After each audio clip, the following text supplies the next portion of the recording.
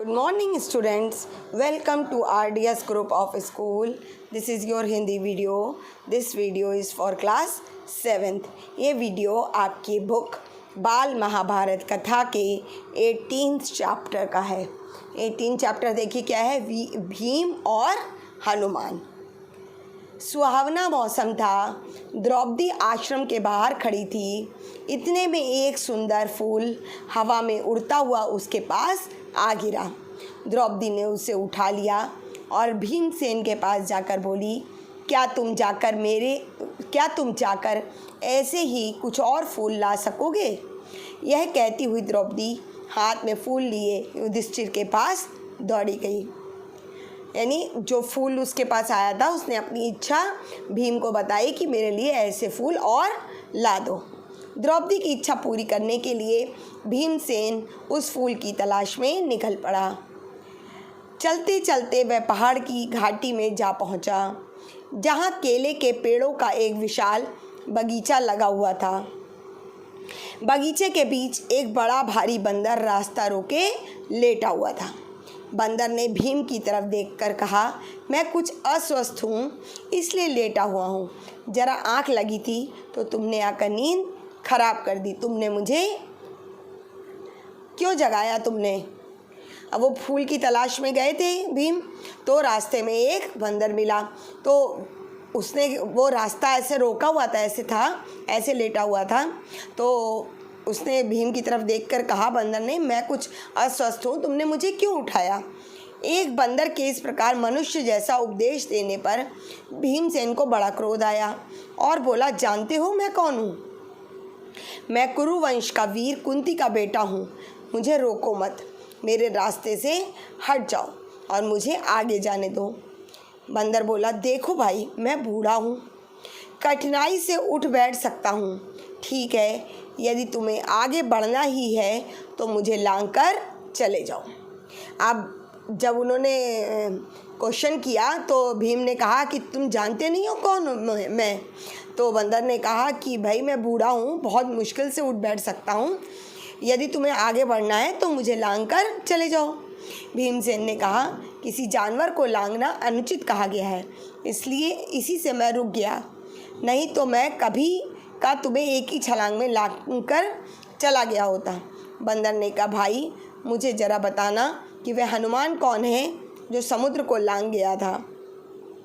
तो उसने कहा, जब ये कि भीम ने कहा कि किसी जानवर को लांगना अनुचित है, अन्यथा तो मैं तुम्हें लांग कर कब का चला गया होता। तब बंदर ने कहा, मुझे बताना ये हनुमान कौन है जिसने समुद्र को लांगा था? भीमसेन जरा कड़क कर बोला, क्या कहा? तुम महावीर हनुमान को नहीं जानते? उठकर रास्ता दे दो, नाहक मृत्यु को न्योता मत दो। बंदर बड़े करुण स्वर में बोला, हे वीर, शांत हो जाओ, इतना क्रोध ना करो।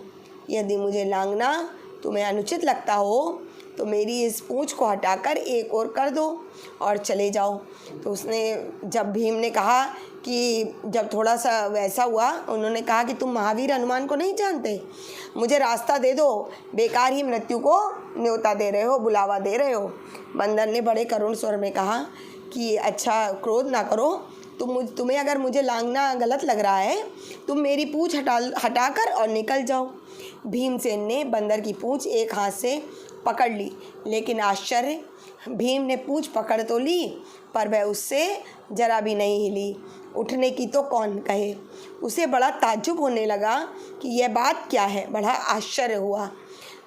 उसने दोनों हाथों से पूंछ पकड़कर खूब जोर लगाया, किंतु पूंछ वैसी की वैसी ही धरी रही।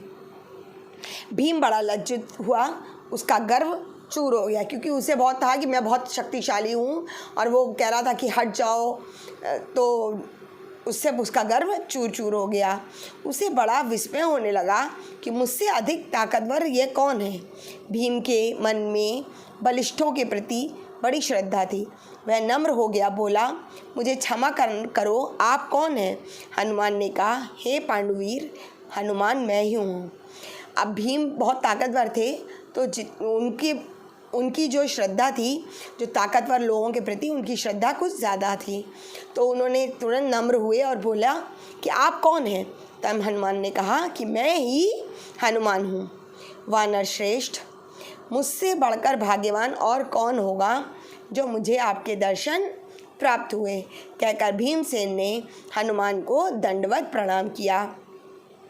मारुति ने आशीर्वाद देते हुए कहा, भीम, युद्ध के समय तुम्हारे भाई अर्जुन के रथ पर उड़ने वाली ध्वजा पर मैं विद्यमान रहूँगा। जो उन्होंने कहा उसे आशीर्वाद दिया कि जो युद्ध होगा तो उस अर्जुन के रथ पे जो ध्वजा होगी यानी झंडा होगा उस पर मैं विराजित रहूँगा, विद्यमान रहूँगा, विजय तुम्हारी ही होगी। इसके बाद हनुमान ने भीमसेन को पास के झरने में खिले हुए सुगंधित फूल दिखाए। फूलों को देखते ही भीमसेन को द्रौपदी का स्मरण हो आया। वो देख के फूलों को देखकर याद आया कि वो यहाँ पे क्या करने आया है। उसने जल्दी से फूल तोड़े और वेग से आश्रम की ओर लौट चला, यानी तुरंत जल्दी से तोड़े और बहुत तेज़ी से आश्रम की ओर वापस लौट गए।